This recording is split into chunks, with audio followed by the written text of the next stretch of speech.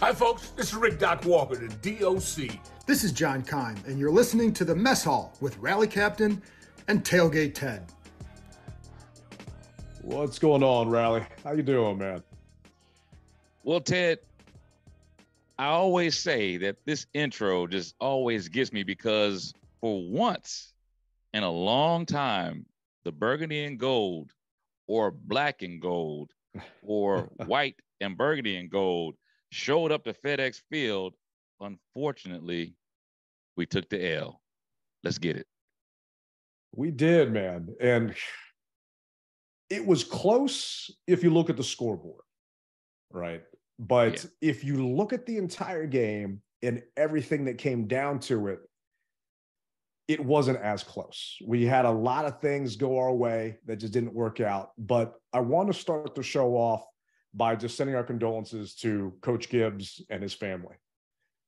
During the game yesterday, I listened to Julie and Bram in London. I got a little radio that I bring in the game so I can actually hear them. And they mentioned a tweet that came out from Joe Gibbs Racing. And it said, "It's with great sorrow that Joe Gibbs Racing confirms that Coy Gibbs, co-owner, went to be with the Lord in his sleep last night," meaning Saturday night. "The family appreciates all the thoughts and prayers and asks for privacy at this time." And Coach Gibbs obviously means a lot to all of us. And I started freaking out when Julie was making the announcement during her broadcast because she didn't say it was Coy right away. She was reading the statement and says, "Joe Gibbs Racing confirms," and she's reading it slowly. I'm thinking, you got to be kidding me. There's no way Coach passed. And it's sad that his son Coy passed. But I'm thinking, oh my gosh, if Coach passed today, this is cancel the game, stop everything going on right now. But I had a chance to meet Coy when he was here with the team, got a chance to actually, go over to the park and see them, and just thoughts and prayers out to everyone over there. I can't imagine what Coach is going through. Definitely. Rest in paradise, Coy. Rest in paradise, my brother. Yeah. Ron Rivera typically does his Monday morning press conference in the afternoon. And I was a little salty that it was done this morning because we record our show based upon the press conferences so we can cut clips up for our listeners. And I asked John Kime, why wasn't it streamed? Why couldn't we get to it? Well, Coach had to get to a funeral, so we had to hop on a plane because those that might remember, his mother passed away last week. His mom passed away. That's right. So, not trying to start the show off on a sad, sour note, but we just want to send our thoughts and well wishes to the families and everyone else there. And, just kind of want to get into the game and just move on. But, we appreciate everyone for, sending out their love as well. Definitely. Our prayers are with you.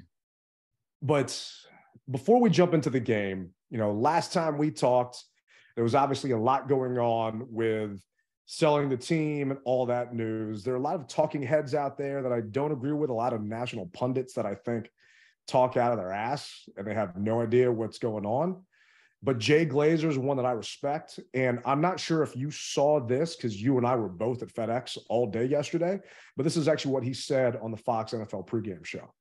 And it's continued this week as we bring in Jay Glazer. And we found out that their owner, Dan Snyder, has investigating selling the team. The question has been, is it for a percentage of the team? But you understand it's to sell everything, right? Oh, it's to sell everything. Look, we had Jim Irsay a couple weeks ago say, hey, let's start talking about removing him as an owner, but you're not going to need that, Kurt, because exactly right. It's to sell the entire team. And what I'm being told is the asking price is going to go for about $7 billion. So Strahan could certainly buy that team. But also, count me out. Yeah, win that lotto. The other interesting part, there was the timeline. This is not going to be a long, drawn-out process. I'm told that the hope is to have this done within the next 6 months and actually have it finalized by the NFL owners meeting next March.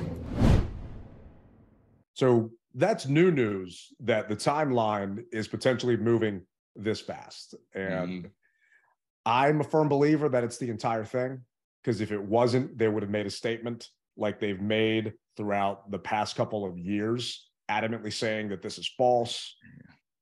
So I do think all of it's going to go. Believe it or not, man, I was at the game yesterday, and there were fans that didn't want him to sell.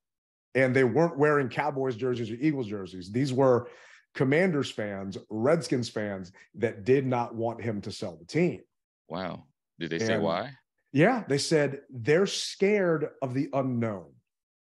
they're scared of what a new owner and what a new stadium could mean, that they're going to get priced out of tickets, that it's going to be PSLs, that Jeff Bezos is going to be a worse owner than Dan Snyder. And I was dumbfounded. I said, okay, I appreciate you sharing that with me. I don't want to say who it was, just, out of respect. Yeah.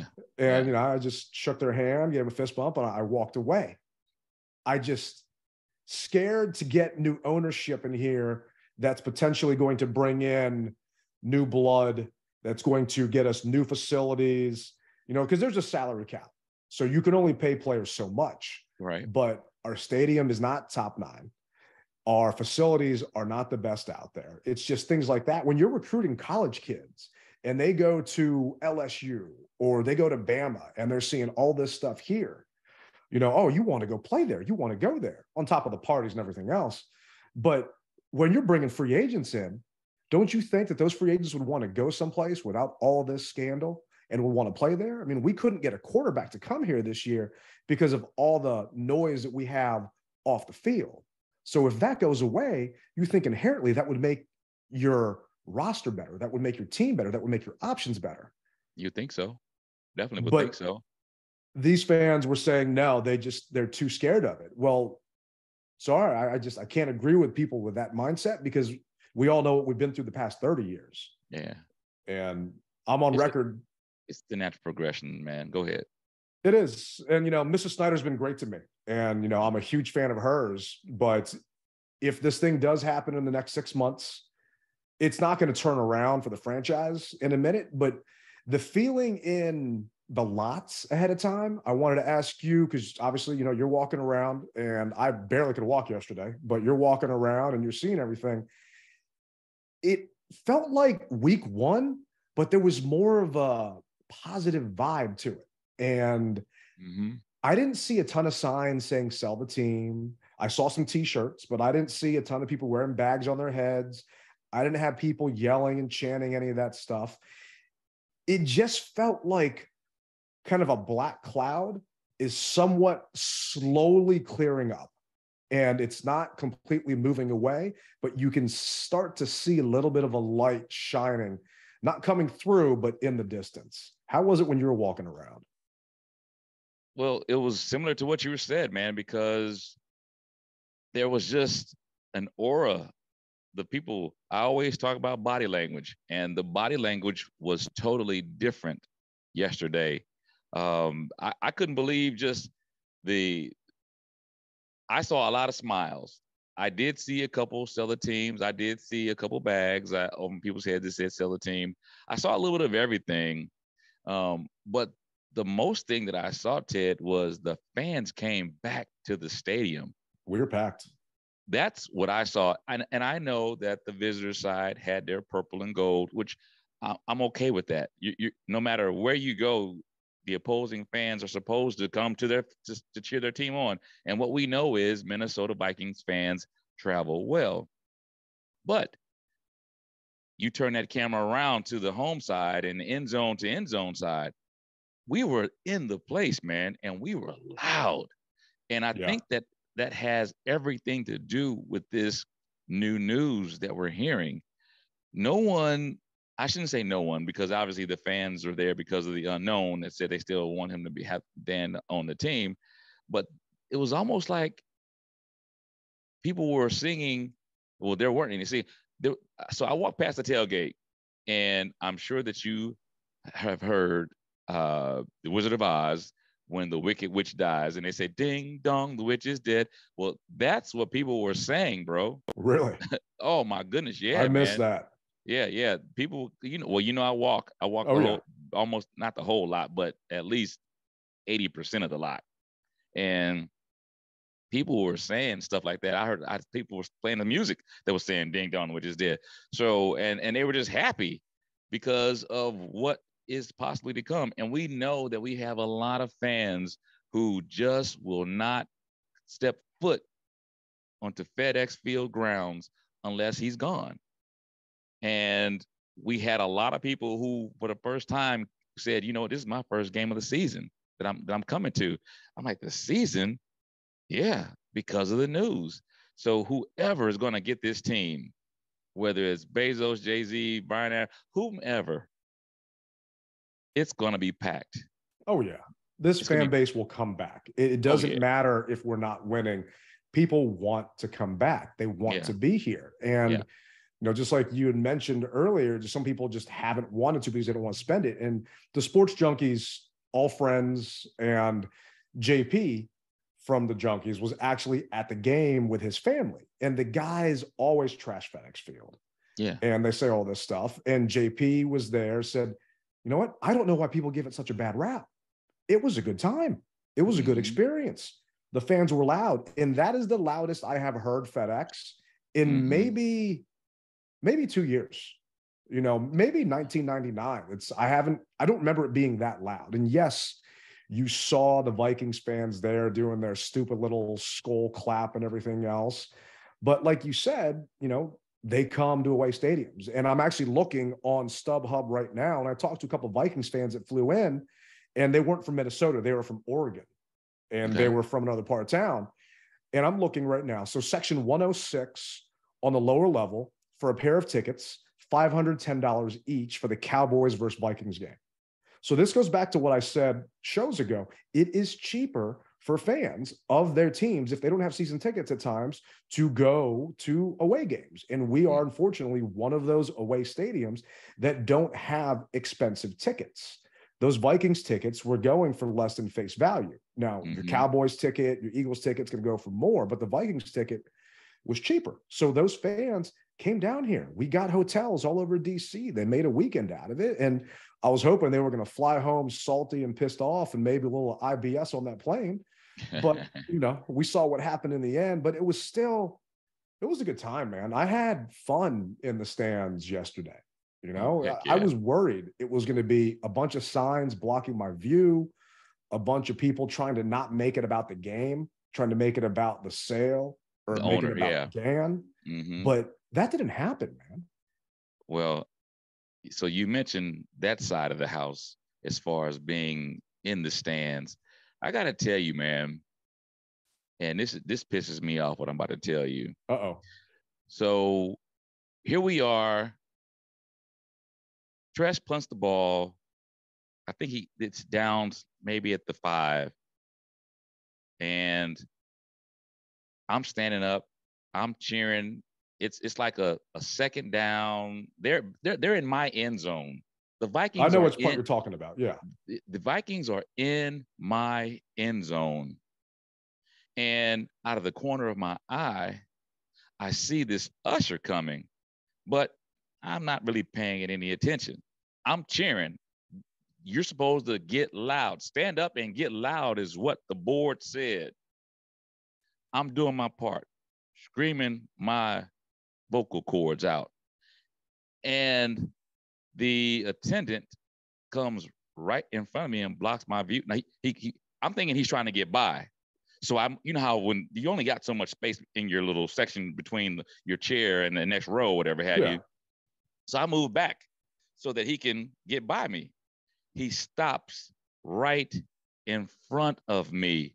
They're about to snap the ball. So I start to push him, thinking that maybe the guy to my right isn't allowing him to get by. Yeah. No. He stops in front of me and says, "You need to sit down." And I said, "What?" And at that point, I pushed him and he says, "Please don't do that. Don't do that." And I said, "I'm here for a football game." He goes, "Well, you have to be mindful of people behind you." And I said, "Give me a break." And I said, he goes, "Well, we got a complaint that you're standing up." And so I said, "Man, just go." And I missed the play. I don't know what happened because I'm dealing with him. Yeah. So I pushed him down the aisle. And then after the play was over with, I turned around and said, "Listen, we're at a football game, people. If I'm standing up, talk to me.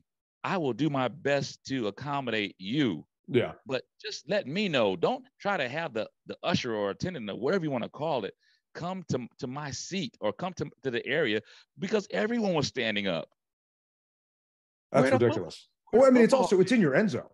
You're right there. It's in your end zone.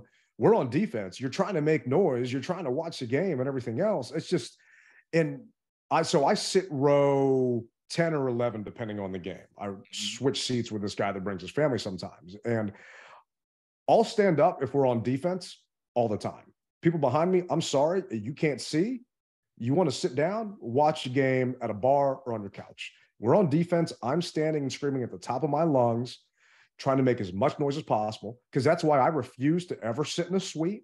They've asked me to entertain people up there and go hang out up there. No, you're not part of the game. I want to be down there and I want to yell and scream. And that's why I won't go club level. Yeah. So the action is, definitely. If we're on offense, I will only stand up if the people in front of me are standing up. And if it's a row in front of me or 2 rows in front of me, then I'll just sit down on my seat as it's collapsed, so I'm not as tall as I'm supposed to be. Mm-hmm. But if we're on defense, I don't care, and I don't see a problem with that at all. And the fact that they came down in the middle of the play, that's one thing I love about Capitals games, being a season ticket holder there. They've got a puck and play rule. They won't let people even walk down into the section when that puck is moving or come through. And that's what drives me crazy sometimes is you got fans that are going back and forth when a play is happening. I will stop them if they're trying to pass me when we got a play going on or making noise, and make them wait to get to their seat, because it's just, to me, that's disrespect. We're trying to watch a game and you're interrupting the workflow. This isn't hockey where it's constant motion and nonstop. Wait in between the play to go back, or maybe get one of those bags and pee down your leg, something. It was, I was upset, man. I was upset. And like I said, I missed the play, and then it was still something happened to where I don't think they made a play, or maybe it was a couple yard gain or whatever it was, but I missed that play. I didn't miss the next play because at that point I kind of, have moved him on his way. And he's saying, please don't do that. But I'm like, I paid money to sit here and to yell. Yeah. If you want to. There's a reason why you're first row. I mean, you want to be there where no one's blocking you and you're able to make noise and do what you got to do. It's just, I don't know. But the thing that drives me also crazy is it depends on who you talk to that works there. They don't seem to have their story straight or what's going on. So I hear the same thing, but then I got a text message from some of my crew that sit in the 200 level first row, and you had people basically standing up in front of them. And you're not supposed to do that. It's a fire hazard, but the ushers weren't doing anything about it. So it just all depends with who's working there, what's going on, how good a day they had, and that's really the interaction you get with them. So that is frustrating to hear, man. Yeah. But anyway, I move on. I can't believe you actually tried to shove him out of the way a little bit, because I give you some balls there. Really? did come on, Ted, brother. I know. I'm here to watch a game, and so as I said, I'm thinking that he is trying to get by me to talk to the next person to my right, is what I'm thinking, because he was moving. He came from the left, moving toward the right, and I actually thought that he was coming to talk to them for whatever reason. And let me tell you something. So I had Minnesota fans to my right. And once the usher left, they said, "You got to be kidding me." Yeah. And I said, "No, this isn't the first time that this has happened." He goes, "Man, I'm so glad that I don't have that problem in Minnesota. But God, dog," he says, "man, I'd be pissed." And I said, "I am pissed, but at the same time, it's over." But he literally stopped in my path. So I'm trying to watch the game. So yes, I didn't get violent with him. I just moved him. Oh yeah, no, I hear you. You know what I'm saying? And so, but I just think that, hey, look, like you said, after the play, get my attention or something, and I'll come to you, because he wound up going. So I said seat 16, and there's seats that go away to 30, I believe. Yeah, maybe 40. So depending on the section, yeah. Yeah, he went all the way to the right across everyone instead of going back. So he's ruining it for everybody. The smaller section. Instead of counting back down, he went up. And I hate those people. I just couldn't believe it, man. I couldn't believe it. And I know he's got a job to do. So, but I appreciate that. But know how to do it and when to do it. Yeah. And like I told him, I don't want any problems. I don't. But what you're doing, standing in front of me while the game is going on, That's not good. Yeah, I don't blame you, man. And if you want a phone number, someone to talk to after the fact, I'm happy to send you one, because that would have pissed me off. I mean, I try and not talk to people around me at times because they frustrate me. And when I'm saying people, I mean other fans and things like that. But I know, and I know you do too, but I know all the ushers and security around me. So usually if someone comes by, it's because they're getting called on someone else, and I give them a little dap, and probably because I feed them in the parking lots ahead of time, which might give me a little bit of leeway. A little bit, yeah. Yeah, just a little bit. You know, we had a lot of people stop. At one point, I thought that it was a like work seminar going on for Apex and all security out there, because there was maybe 40 people deep eating, and I think it was their lunch break or something. Wow.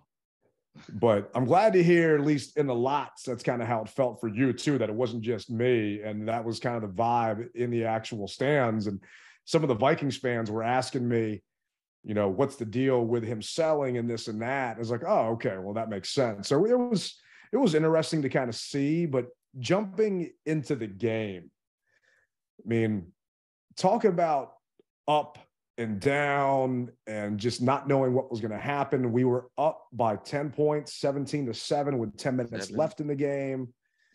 Story of this week for me, 17-7. When someone says, how you doing? I say 17-7. Yeah, I mean, that's just about right. But then from my standpoint, if you look at how we got there, the 17 was not true. We never should have got that 7. You know, luckily a referee made a pick on a defender. He's a part of the field. I understand he's a part of the field. Have you ever seen that in all of your life watching football and playing football? I've seen where maybe not that exact type of play, but I've seen where refs have got in the way and a person has scored because of it. It happens. I mean, it just so happened that it was an unfortunate time for them, or an unopportune time for them, but it happens, bro. He's a part of the field. They say it all the time, you know. He is. And he was trying to get out of the way. He wasn't trying to pick the dude, you know. Oh yeah. He didn't seek him out, you know. That was your end zone too. So it's coming right at you. Yeah. You know, I mean, those don't know. You can see Riley's end zone because you got that big W, and I like that camo you put on that thing this week, man. That was nice. Hey, definitely thanks, for the salute to service. Yeah, thanks. But when it's my opposite end zone, so I'm sitting there and I'm looking. You ever played Nintendo back in the day, like old school Nintendo? Yeah. And you got that little light gun for duck hunt, and you're pointing it, and you shoot that duck, and it just starts flopping around and falling down to the ground. That's what that ball looked like.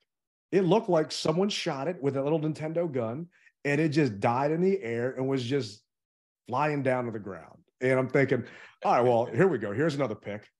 And I almost had time to go get a drink, take a leak, and come back before it actually got down to the actual player itself, because that ball was just so slow in the air. But what were you thinking as it's coming to you, as that play is just literally coming right to your end zone? Well, the first thing I said, well, who's he throwing it to? I said, oh, okay. Hey, it's one of those things, man. Don't do that. Don't do that. Touchdown. Do it. Yeah, we'll take it. And that's probably what happened to the ref. For real, man. The ref probably said, well, he's triple covered. I know he's not. Oh, crap, he threw it. Let me try to get out of the way. Because he was shocked. We all were shocked. Everybody was shocked. Yeah. I mean, I think Heineke was shocked at a certain point, and this was actually Rivera from yesterday's press conference talking about that throw. Ron, what was your initial reaction when Taylor threw that deep ball to Curtis Samuel that ended up being a touchdown? Are you kidding me? I saw him throw it. And I said, oh. And Curtis went out and got it. I mean, that's, but Curtis is doing the things that 2 years ago we thought he would do. Unfortunately, he was hurt last year. But that's the way the young man plays. He plays all out. I thought a play that had a chance to pop us when we brought him inside and we ran that inside run with him. That speaks to his abilities, and we've got a number of playmakers that we got to be able to distribute the ball to these guys and give them chances. I thought the same thing. Are you kidding me?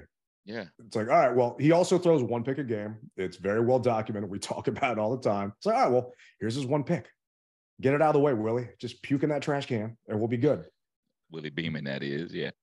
But I mean, hats off to Curtis for keeping his concentration, catching that ball, and then tumbling into the end zone and having maybe one of the most badass touchdown celebrations I think I've seen in a while from this team too. That was nice. Mm-hmm. Yeah. The crowd went crazy. We went wild, man. And well, it's because I don't think anyone realized what the hell just happened. Because, okay, he caught it. And then thinking, okay, he caught it and he was down, but then he rolled into the end zone after that. I mean, it was something that I don't think I'm ever going to see again, going to as many games as I've gone to. And that was a YOLO ball. Okay, maybe the Terry one, not as much. That one was definitely a YOLO ball because he never should have completed that pass. It was it was ridiculous. There was actually a wing and a prayer, bro. Next Gen Stats does a thing where they show you the completion percentage of different plays. And they put up the percentage of Heineke completing that pass to Curtis Samuel. And I think they said it was less than 10%. And they do a tracker on there. Well, the tracker had the defenders, and you see 3 dots all around Curtis as 1 dot. And people were laughing and joking, well, where's the referee dot? You need that little referee dot inside there when he throws that ball up because the referee is the one that made the play. Yeah. So, but it was ups and downs yesterday, man. Ups and downs. And a couple of the downs, the John Ridgeway penalty. You got a lot of people, I don't know, we're jumping around, but to me, people are saying that was the deciding factor in the game. To me, it wasn't.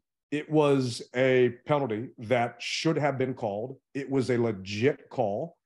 And Rivera is still doubling down on the fact that he thinks it was fine.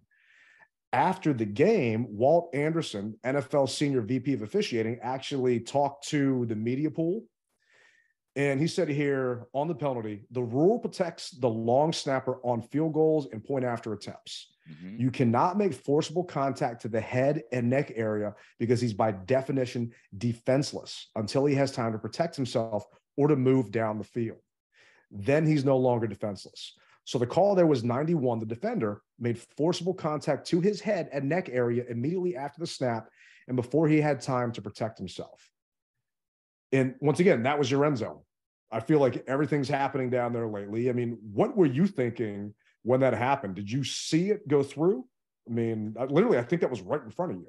Yeah, the field goal field goal was right in front of me. But I got to tell you, man, I'm doing everything in my power, waving my flag, my hands, and try to distract the kicker. So I didn't see exactly what happened. Now, I am going to, after we finish this pod, I am going to watch the game to get a better understanding because as well as I do, when you're live, you just miss a lot of stuff. And so a lot of times I will get on Facebook and say, hey, what happened on that play? Because you just don't see it. So when I get back, when we finish this up, I will go ahead and look at the game and have a better understanding because it totally is a bang, bang, right there. And it went over my head. So I didn't see it. And those that are watching this on YouTube, it is Friday the 7th at 4:43. We'll put the clip up. I mean, I went back and I looked at the entire thing. Monday. Yeah. I'm all over the place now. And it was apparent, man. He bum rushed him. He went right over top of him. And the thing is, there was a extra point attempt that happened prior. So on the game tying touchdown, there was an extra point where he just ran over the guy. And the Vikings coaches made a point to tell the referees, hey, look for this. And I'm not sure if you can see this right now on our shared screen, but this is the play. Ridgeway just bowls him right over. Yeah. And this was the actual extra point. So you can see his neck is still down and he's not ready. And he's defenseless. Yeah, you can't do that. So I had people in my section saying, what the hell just happened? What the hell just happened? I was like, well, that's exactly what happened. This is the play I'm talking about. This was the actual extra point that happened prior. Ridgeway does the same thing. Coming through here, snap, boom, plows him over. Can't do that. So because he did that twice, going through and looking at it, they said the first time, hey, look out for this again. Well, guess what? Ridgeway did it again, and the penalty happened. And the game didn't come down to that. There were other things that happened in that game that cost us to lose it. But you got people losing their minds. The officiating was horrible, this and that. And I get being a fan. At a certain point, you got to call it like it is. Yeah. And that one, definitely, we were in the wrong. It didn't look right to me at all. But this was Rivera actually talking about it. In that last sequence, what was the explanation you were given on the penalty and about? Well, on the you're talking about the interception or the right. Well, from what we saw and what we looked like, we teach the guy to go across the guy's face to get across, okay? And what we were told was he ran through the guy's head and neck area. I can't tell you whether he did or didn't. I mean, you guys have to tell me that. I didn't see the, what it looked like on replay was he did his technique, went across. He didn't hit the guy blunt, went across and the guy fell backwards. And so that's what he called. And I don't understand how Rivera can say it's a bad call if you go back and look at it. And I want to go back to last week's game to see if this is just something that Ridgeway's been doing that just hasn't been called and he's just been getting away with it. Because if that's how you're teaching it and that's what you're doing, then you're teaching the wrong technique. And how can you blame Ridgeway if that's how he's being taught? Right. If he actually got it wrong, then okay, that's a little bit of a different story. Yeah. And one of the biggest things that I remember, and I'm sure you remember as well as pretty much the fan base, Rivera said, you know where I'm going with this. I know where you're going with this. If they do it the wrong way, then they're to blame for it. But if they do what we asked them to do, then I'm going to take the blame for it. So it looks like, my brother, you're going to have to own this one if that's what you're teaching, which I can't imagine you teaching that.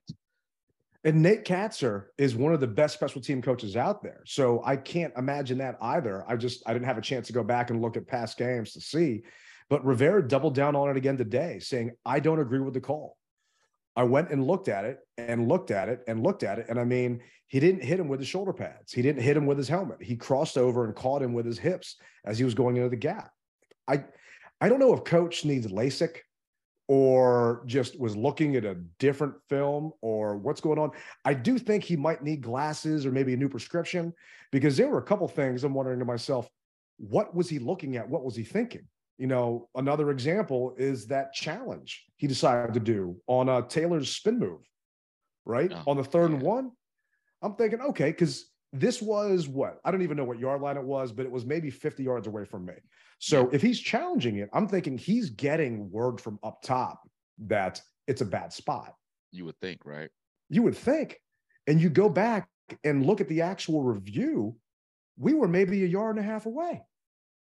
Yeah. And once again, that itself didn't cost us the game, but that cost us the timeout that we definitely could have used in the end of the game. We needed it. I mean, it's just things like that. It was a culmination of the special teams had a great month last month, great time last week. Tress Way got special teams player of the week. But from the beginning, when we could have downed the ball at the 2, and I think it was maybe Percy Butler knocked it in the end zone, and that happened. And then we had a punt return on Dax Milne, actually had a good return. And then next thing you know, there was an unnecessary hold on the opposite side of the field. Just little things just kept adding up. Little mistakes kept adding up and dug us a hole that we ultimately just could not get out of. Couldn't get out of it. So did you see the replay with the St. Jude's pick 6? I mean, was it legit pass interference? I mean, like I said, I haven't seen it, and I'm waiting to watch it to be able to give a true critique. But was it? I've got it here, and on the TV feed, it was so hard to see. The all 22 isn't out yet, but on the legit TV feed, I can't really tell if it was pass interference. Now, one of the reasons why I love Brian Mitchell is B calls it like it is. And B said it was legit. It should have been PI. Okay. Santana always sides with a wide receiver. Santana said that should have been PI. So based on them, I'm going to say, okay, it maybe should have been PI. I don't know if that's the fact. I'm trying to see if I can pull this up for you while we're doing this, but regardless, I will have it on the recap on the YouTube. But they were going back and forth all day long. They were letting the guys play. There were a couple of those touchdowns where I'm thinking, all right, well, I think the first touchdown to Justin Jefferson, it's like, all right, that's got to be a touchdown or it's going to be PI. So regardless, who cares? What's going to happen? They'll get the ball at the 1. Turns out they just were letting the guys play and it wasn't PI. This one, I just assumed that they were going to let them play and we were going to be good to go. And yeah, here's the clip right here. You got Kirk looking over and the guys are jockeying and they're going back and forth, and I'll slow it down. To me, it looked somewhat ticky-tacky, but it's hard to see from that angle. But this is the actual game feed. So I'm not sure if it was or wasn't, but you're still up 17-7. There's 13 and a half minutes left in the game. Yeah. Sorry, it shouldn't matter. And this is just me, but I never felt that our offense could do anything. I felt that we were waiting for a penalty to get called on the defense to extend our drive, or we were waiting for a Heineke scramble to move the ball on a busted play like you did on that one pass to Curtis Samuel just sitting there on the sideline. I mean, from a running game perspective, we weren't going anywhere. Pedestrian. And I think we were and the running stats are a little bit misleading because of the Heineke run and because of the Rodgers reverse that counts as a run that ended up getting all those yards. But we were 24 for 80 on design runs.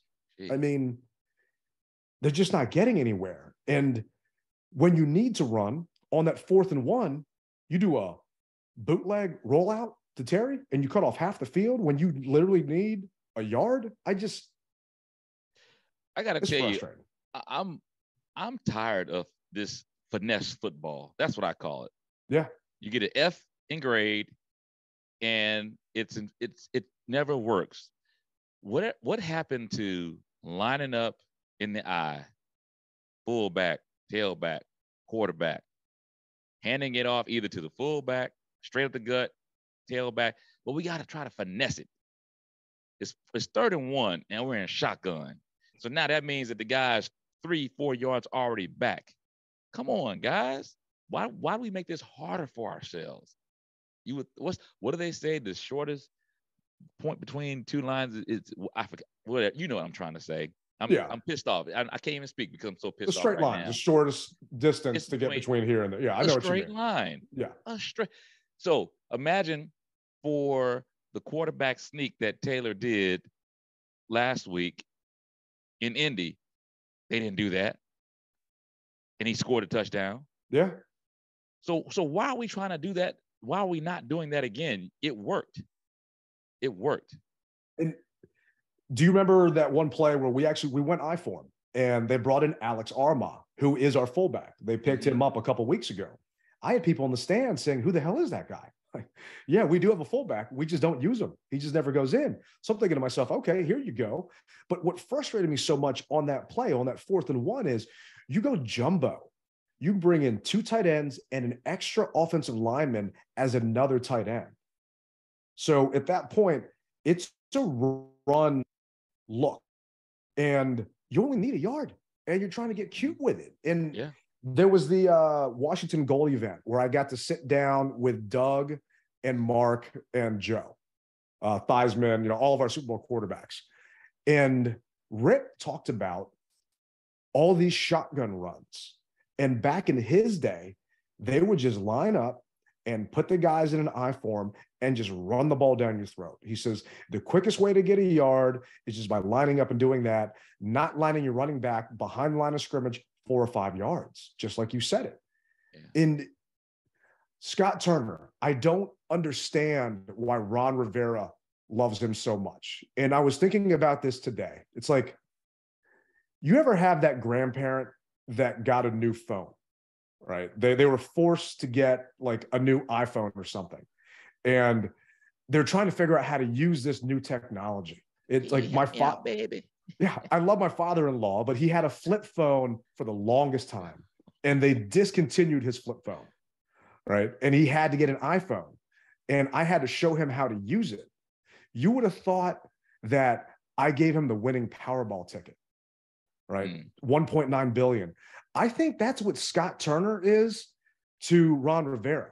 I think Scott showed Ron this innovative offense that really isn't innovative. And Ron's like, oh my gosh, this is amazing. This is the best thing ever. It's like, no, this is just a camera phone. There's nothing special about this.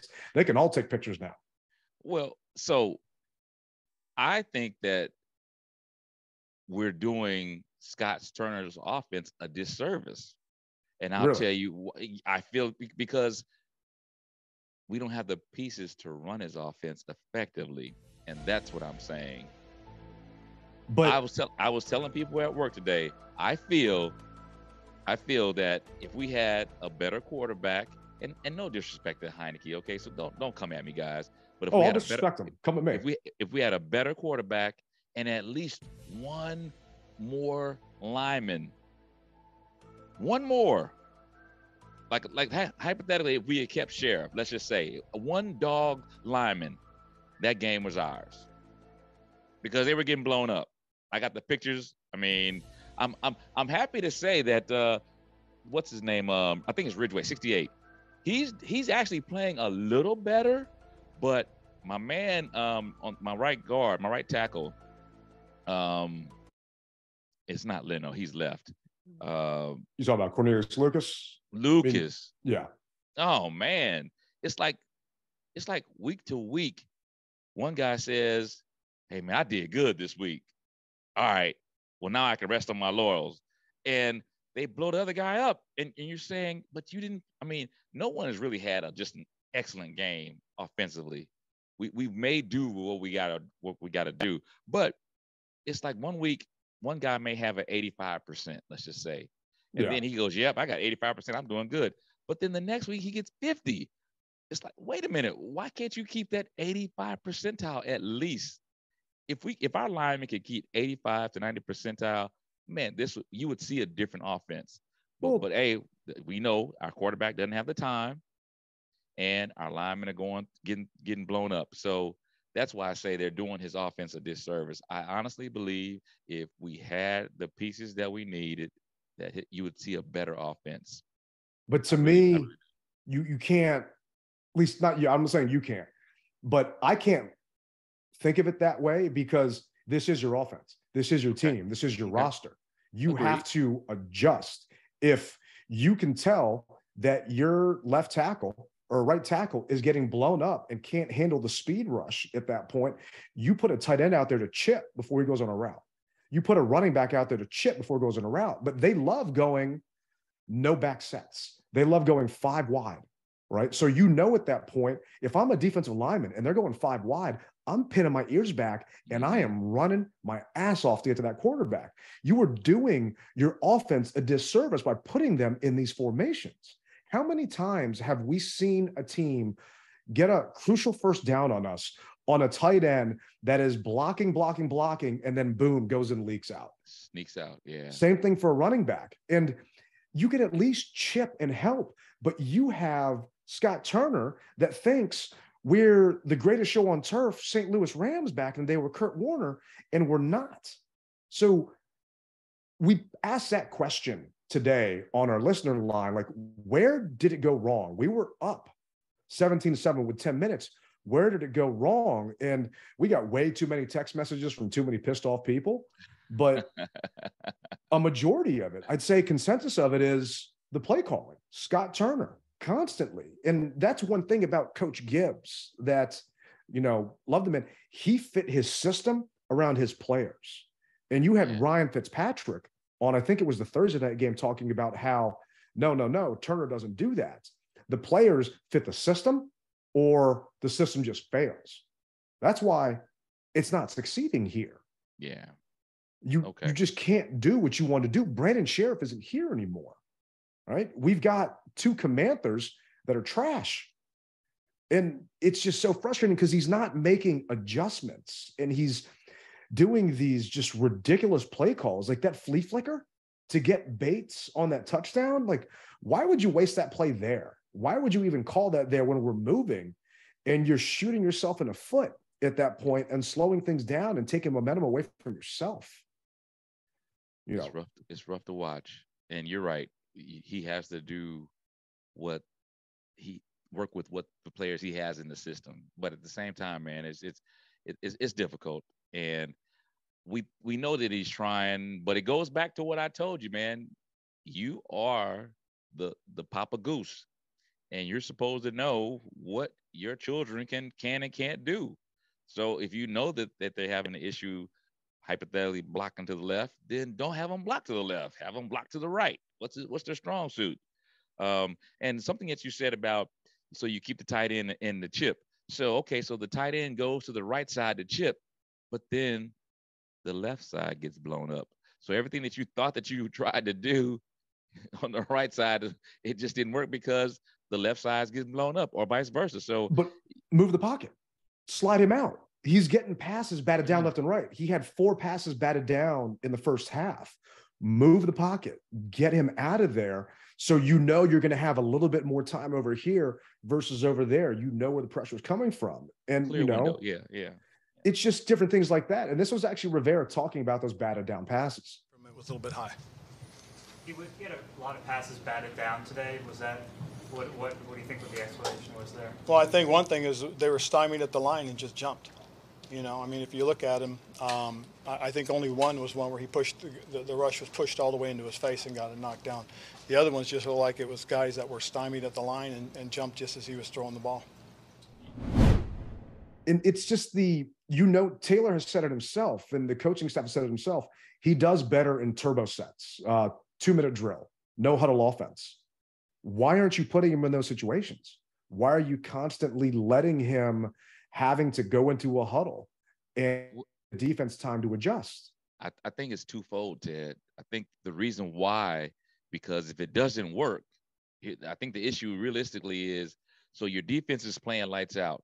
You just got them off the field for a stand, and now you're going this turbo, and now hypothetically you're 4 and out without moving the chains, and now you're putting your defense right back into it. So I think it's probably they're trying to give the defense just a little bit of a break, even though that doesn't work with our offense, you know. And the defense, because I don't think that some guys even came out this last game. I don't think Jamin Davis came out. Maybe he did, maybe he didn't, but those guys are tired, man. And so, yeah, I know they get paid a lot of money to play, but they're human, and that battery wears down like anybody else. So I think what he's trying to do is just give a little bit more time for our defense to get set again, man. So you're giving him more credit than I am, because I don't think Scott Turner thinks about our defense at all or what's going on. You have to. You have to. You would think, but I don't think he's doing that. And Jamin played 82% of the snaps. Okay. So St. Juice played 100, Cam Curl played 100, Kendall Fuller played 100. And yeah, you saw St. Juice all over TV if you were at home and you weren't watching it, but he had a heck of a game.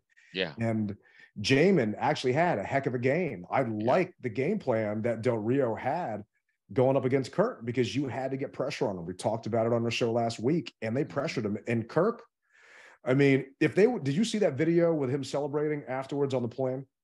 No. I don't know how you missed this, man. It was ridiculous. It's a video of Kirk on the plane after the fact, and he's shirtless, and he's got a bunch of gold chains all over him, celebrating and dancing and hanging out. And I'm thinking to myself, what's that? On the team plane. Yeah, on the team plane where he's doing this. Here you go.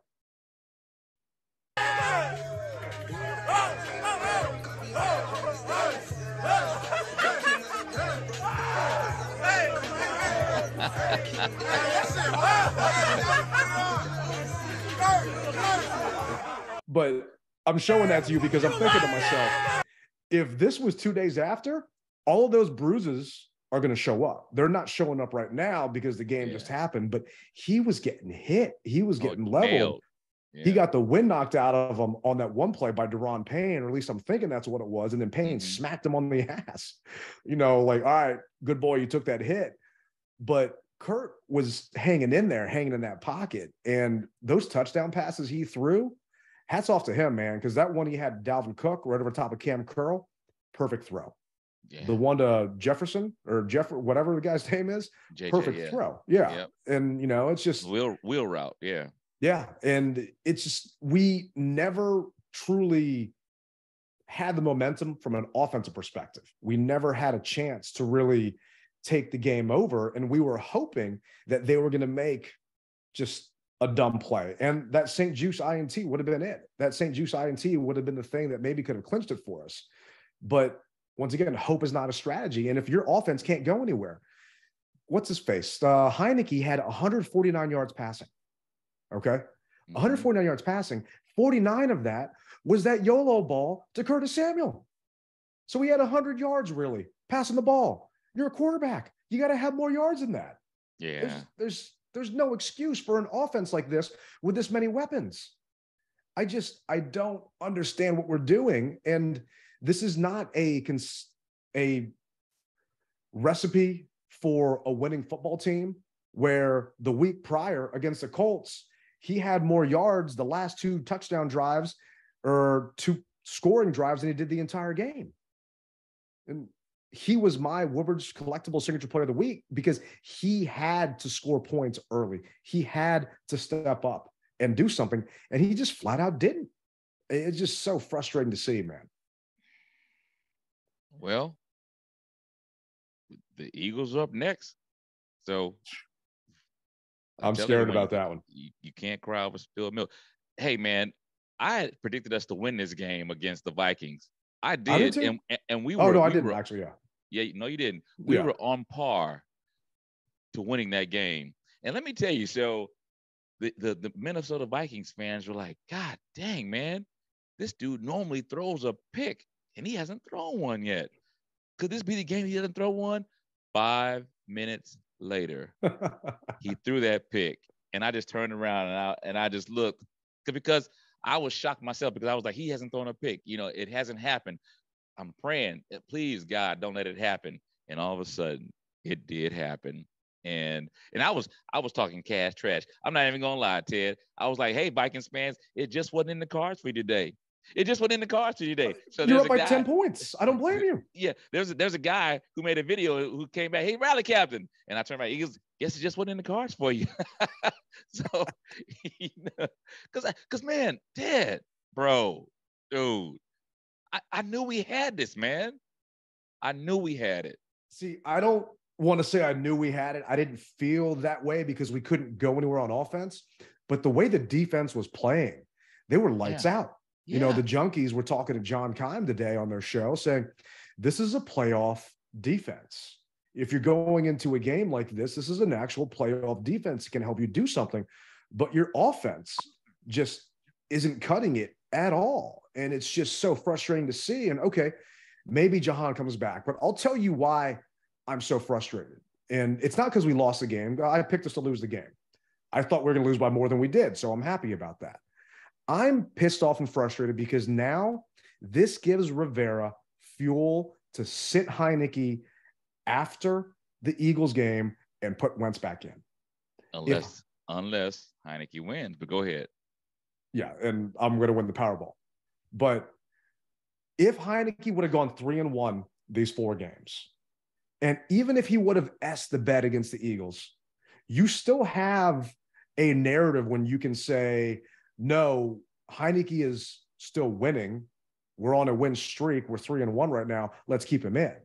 If he goes 2-2 these 4 games, and right now, looks like we're going to be there, then I can see Rivera going back to Carson, going to Houston, because it's going to be an easier matchup, giving him kind of a toss-up there and seeing what happens. And I don't want to see Carson anymore. We all know what we have with him. I don't think we're going to see Carson.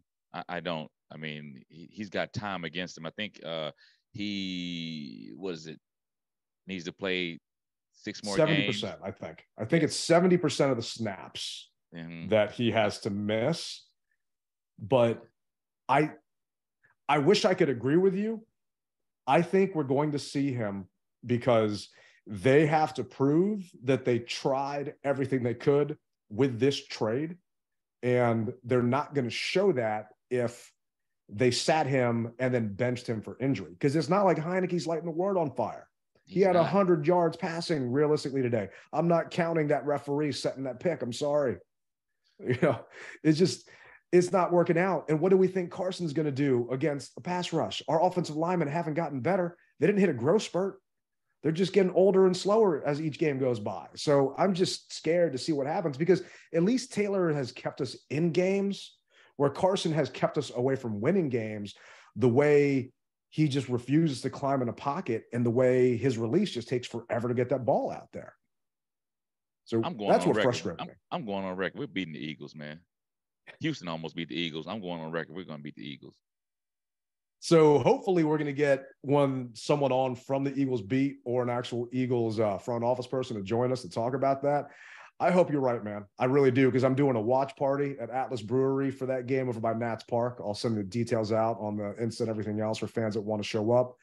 But if the Heineke we saw yesterday is the same Heineke that we're going to see Monday night under the lights against Philly, I'm worried that more plays like this are going to happen. Walk us through the interception. What happened there? Yeah, so, we had a pivot route on the left side, and it's my first read, and, going back to the iPad, he's wide open. I just got to stick to it. But, I felt like the nickel or safety down there was going to kind of ricochet and cover him, so I went to my second read, and Logan was open, but the window was closing pretty quick. Kendricks did a good job of kind of ricocheting back in that hole, so I want to give him a high ball, get over at Kendricks, and just a little too high. Again, unfortunate, but back to square one. I gotta just hit that pivot and move on. And that ball sailed, and I'm thinking to myself, did he sail the ball because he wasn't set and his feet weren't right, or did he sail the ball because he had all those batted down passes earlier on in the game and he was trying to get it over those linemen that were just knocking everything down? I'm going with number two. In the back of his mind, he knew it plays on you. So the back of his mind, he knew he had to get the ball up a little higher. And but that goes back to show you that, all right, Scott, let him roll I think he's stronger when he rolls to his right. So let him roll to his right, or if you need to, roll him to his left. Create that lane so he can see, Now, I know that when you do that, though, the bad thing is you become more vulnerable. So you got to compensate for that some shape, form, or fashion. But he's got to have a clear lane to throw the ball. Otherwise, the ball is going to get batted down. And with Cox and the other guy who Philadelphia has, I mean, Cox is the only one that's really standing out right now. But those guys are tall, man. So, yeah. But we'll cover that on the next episode. Yeah, I don't want to worry about them yet because I'm already still frustrated with this past week. But this was Rivera talking about it today, saying his primary read was a pivot and he was open. And unfortunately, he tried to throw the deeper ball. Now, if he throws the ball, not going backward, that ball doesn't sail and he's got a chance to hit Logan. So that was unfortunate. But that's a little indicative of him. You're going to get those kind of shots. And when he makes them, everybody gets excited. We all do. And when he doesn't, unfortunately, this was one of those things that got us. I think Rivera is laying the groundwork to sit Taylor with the rest of the team. With these statements that he's come out the past 2 days during his press conference, talking about the Taylor roller coaster, this is kind of what you get with him. He's either going to make a big play or he's not going to make a play, meaning it's going to be exciting or it's just not really going to go anywhere. I think he's putting these little tiny things in here to not lose the locker room when Carson comes back in, because you're putting it on the line that we're beating the Eagles. I am pretty much guaranteeing, unless Heineke's girlfriend pulls a Tanya Harding and takes out Carson the night before that Texans game, that Carson's starting that Texans game. I don't see that, bro. I really don't. If our defense shows up the way that they showed up yesterday against the Eagles, I see us, and Taylor doesn't make any bonehead plays, I see us being victorious and Eagles giving them their first loss. It would be amazing. Right. And there are some Commanders fans, Skins fans from back in the day saying, hey, I don't care if we go 2-14, as long as we beat Dallas those 2 times, that's fine with me. To me, that's completely wrong, but okay, I understand why you said that. Mm-hmm. But if this season came down to, hey, we're the team that beat the undefeated Eagles and the whatever 7-2 Dolphins can pop that champagne finally, I'd be fine with it. I'm not going to lie. I hope it happens, especially because I'm going to be at a bar, probably surrounded by Eagles fans. But, we'll see. Well, I'll be there. I'll be up there surrounded by Eagles fans. So, hey, we're in the same boat, bro. Yeah, man. I'll be praying for you. But we did ask for some voicemails, and I'd be remiss if I didn't play what Cord left us here today. Cord. Yes, my name is Cord. Calling in about the game yesterday. Taylor Heineke, he throws an interception in a crucial time of the game. Can't do that. I understand that. But these refs, man, a pick six, he called back for a little bit of pushing and shoving on an inaccurate throw by Kirk Cousins. I mean, you gotta let that play out. That hurt us bad. Our defense, I think, has played one hell of a game the last 3 games. This offense is, we got to stop making the magic happen to start playing football. Play calling. Got a better play call. Got a better play call. I don't know what they're doing there, but, challenges, they say they get off a chart. Well, I don't know they need to throw that chart away because it's not working. But that's what I got. Yeah, and they talked about analytics in a chart and when to call a timeout, when not to call a timeout. I mean, you would think you'd want to call a timeout before the 2-minute warning because it saves you 15 seconds there. And Rivera said, no, I got a guy upstairs with a chart looking at it. I'm wondering if that guy with a chart is the same guy that's telling Rivera to challenge on that Heineke run. You're going to get a yard maybe for a first down, or you keep your timeout. It came down to coaching, in my opinion, and lack of talent. That's why I didn't think we were going to win this game. That's why I picked the Vikings the other day, because the Vikings have superior talent. You can overcome superior talent if you have good coaching. We have beaten better teams than us with less players because we have had better coaches. Our coaching staff, I'm sorry, Kevin O'Connell and his staff, they're good coaches and they've got better talent. And you have to play a perfect game in order to overcome that. And we did not play that perfect game yesterday. We played a damn good game. The defense played an amazing game, hitting Cousins left and right. Jamin Davis coming inside there. St. Juice on an island against JJ. Played a great game. Kendall Fuller had a couple breakups, but you can't go 3 for 10, I think is what it was, on third down and not move the ball and barely do anything from a passing perspective and expect to win that game. You got to move the chains, man. You have to. If you don't, you will find yourself in purgatory. And so here we are once again.